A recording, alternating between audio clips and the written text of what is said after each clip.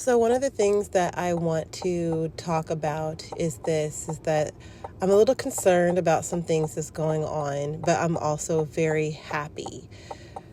So what I've noticed, if I'm not looking at, just my life and what's going on with me, but also just everybody else and what's going on with them, just kind of opening your eyes and just seeing, like the Lord said, to discern the times. Like he said that we can look at the sky and see whenever it's going to rain, but for some reason, whenever it comes time to being able to look at him and tell what's going on with him, we can't seem to figure it out, or we're not paying attention. And so that's why he said that people were going to be like the time of Noah, where they were going to be out and about, just eating and drinking and giving and taking and giving in marriage, and they were going to be still doing business as usual, meaning that they weren't really paying attention to what he was talking about. And it doesn't mean, and when he mentions this, it doesn't mean that you stop living, because you still keep living. That's part of his walk, is you living for him as well. But he was saying that people were not keeping watch. They were not paying attention. And so I started thinking about it. I'm like, okay, so they're not paying attention. They aren't, doing what they're supposed to do. Or we. It's not just they. We. It's like I'm on this earth too.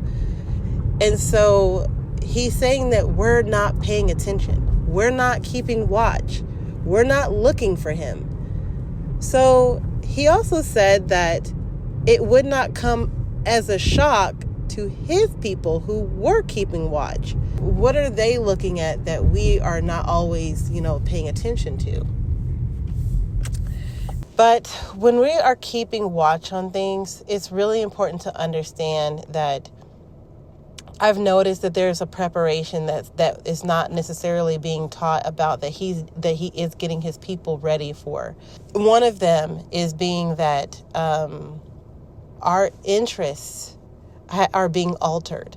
It's like he's changing our interests from the world to him, and also being in alignment, which is doing what he asked us to do, or doing what he desired for us to do. That's one of the preparations. The other one is definitely having your faith in your eyes on the promises of the Heavenly Father. He said that people were made whole.